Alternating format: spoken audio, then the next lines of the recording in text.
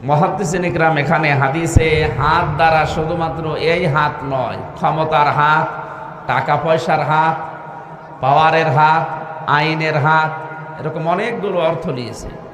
সুতরাং আমরা যদি ইমানদার দাবি করি, অন্যায় বিবেক বহির্ভূত, ইসলাম বহির্ভূত, সমাজ বহির্ভূত কোনো কাজ যদি আমাদের সামনে হয়, আর আমি যদি শক্তিশালী ইমানদারি দাবি করি, অবশ্যই এটা আমাদের আইনের হাত দিয়ে হোক, টাকা পয়সা, ক্ষমতা, পাওয়ার, শক্তি, যে হাত আছে যার, এটা দিয়ে অবশ্যই সেটা বন্ধ করার চেষ্টা চালাতে হবে। এটাকে আজ যদি কেউ দুনিয়ার কাজ মনে করে, রাজনীতি মনে করে ছেড়ে যায়, তাহলে সে দুর্বল ইমান, শক্তিশালী ইমানদার নয়। দ্বিতীয় নম্বরে, এটা যদি সম্ভব না হয়, আইন নেই আপনার কাছে, ক্ষমতা নেই, টাকা পয়সা নেই, পাওয়ার নেই, এ হাতও প্যারালাইজড। দ্বিতীয় নম্বরে, আপনার মুখ দ্বারা অবশ্যই এটা প্রতিবাদ করা লাগবে, মানববন্ধন করে হোক, পেপার পত্রিকায় দিয়ে হোক, এই মিডিয়ার মাধ্যমে হোক, সভা সমাবেশ করে হোক, যে কোনো কায়দা এটা যেন বন্ধ হয়। এটাও যদি কেউ করতে না পারে, ওই পরিস্থিতি যদি না থাকে, 3 নম্বরের হাদিসের শেষে আছে, সে যেন অন্তর দ্বারা ঘৃণা করে। তার মানে সে যেন পরিকল্পনা করে অন্যায় কি করে বন্ধ করা যায়। এইটাও যদি কোনো মানুষের ভেতরে না আসে, নবীজি বলেন এটা সর্বনিম্ন ইমানের পর্যায়। এইটাও যদি না থাকে, ওর ইমান নেই, এটা বেঈমান। এই হাদিস পড়ার পরে আমার যতটুকু মনে হচ্ছে, এই 3টা বছর আমি জেলখানায় কাটিয়ে বাইরের এই জগৎ সম্পর্কে এখন যেটা দেখতে পাচ্ছি, আমাদের ইমান এই 3 নাম্বার পর্যায় পর্যন্ত অনেকের নেই। আমরা তো অন্ধপ্রকোষ্ঠে ছিলাম 3টা বছর, ওখানে থেকেও যতটুকু দেখেছি, অনেকে মনে করে জেলখানায় সংশোধনাগার এটা, এখানে গেলেই মনে হয় মানুষ আল্লাহর ওলি হয়ে যায়। ওখানে গেলে আল্লাহর ওলি হওয়ার সেই সিস্টেমগুলো এখন চালু নেই, যদিও সংশোধনাগার লিখে দিয়েছে, এটা বাস্তবতা অনেক কম। সংশোধন হওয়ার জন্য যে রাস্তা, যে নিয়ম নীতি, যে পদ্ধতিগুলো দরকার, ওইগুলো এখন জেল কোড পরিবর্তন করে আমার মনে হয় ওগুলো চালু করা দরকার। ওখানে অন্যায়, অবৈধ অত্যাচার হচ্ছে।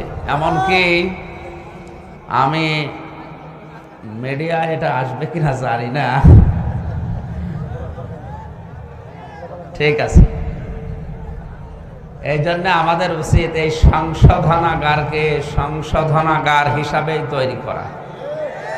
কোরআনে কারীম মানুষদেরকে সংশোধন করার জন্য যে নিয়ম নীতিগুলো, যে ঔষধগুলো দিয়েছে, আল্লাহ রাব্বুল আলামিন বলেন, অনুনাজ্জিলু মিনাল কুরআনি মা হুয়া শিফাউন ওয়া রাহমাতুল লিল মুমিনিন ওয়া লা ইয়াজিদুজ যালিমিনা ইল্লা খাসারা। সূরা বানী ইসরাঈলের 82 নম্বর আয়াতে আল্লাহ জানিয়েছেন, এই কোরআন নাযিল করার ধারাবাহিকতায়, পরিক্রমায় এমন এমন বিধান আমি দিয়েছি যেটা মুমিনদের জন্য ঔষধ।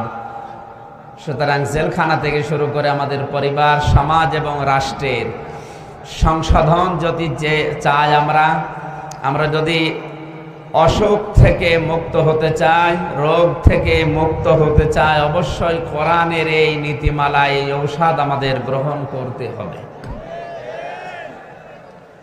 সুতরাং যে নবী আমাদেরকে ইমানের এই ধাপগুলো শিক্ষা দিলেন, আমরা যেন শক্তিশালী ইমানদার হওয়ার জন্য যে পর্যায় আছে দুনিয়ার এই জীবনে, ওই পর্যায়ে থাকতে পারি। আল্লাহ তাওফিক দিন, আমিন। প্রত্যেকটি জিনিস অভ্যাসের উপরে গড়ে ওঠে, আর মানুষ অভ্যাসের দাস। আমরা যেহেতু 3 বছর কথা বলার অভ্যাস নেই, এই জন্যে নতুন নতুন লাগছে। দোয়া করেন আল্লাহ যেন আমার জন্য সহজ করে দেন। ক্বালু সুবহানাকা লা ইলমা লানা ইল্লা মা আল্লামতানা ইন্নাকা আনতাল আলিমুল হাকীম। সূরা মুমিন, এখান থেকে 2টা আয়াত পড়েছি, 51, 52। আজকের আয়াতের ভেতরে কিছু গুরুত্বপূর্ণ তথ্য আছে। আমি তাফসীর আকারে, যেহেতু তাফসীরুল কোরআন মাহফিল লিখেছে, ওই হিসাবে কোরআনে কারিমের ওই আয়াত থেকে ওই কথাগুলো বলার চেষ্টা চালাবো ইনশাআল্লাহ। আল্লাহ যেন তৌফিক দেন, জোরে বলে না আমিন।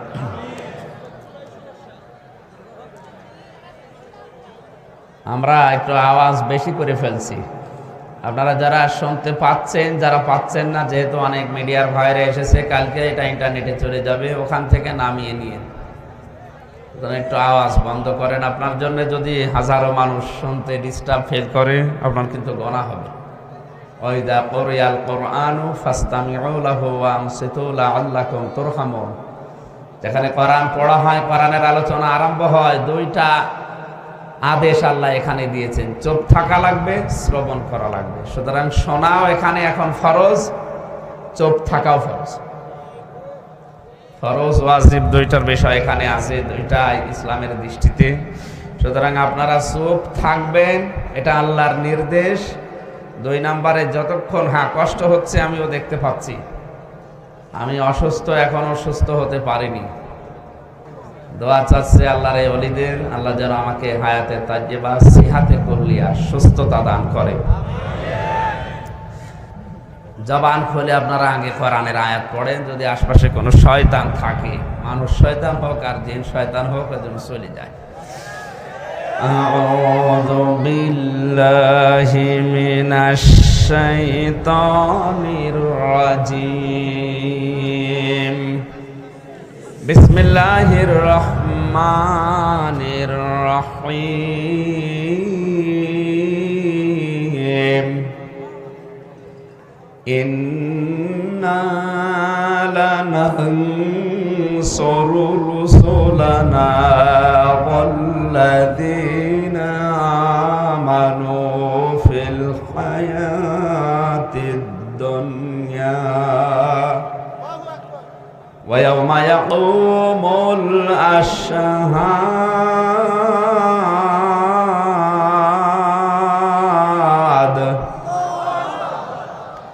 আল্লাহ পাক বলেন, ইন্না অবশ্যই আমরা বা আমি, লানানসুরু লামে তাকিদ, নানসুরু আনসুরু নানসুরু, অবশ্যই অবশ্যই আমরা সাহায্য করব,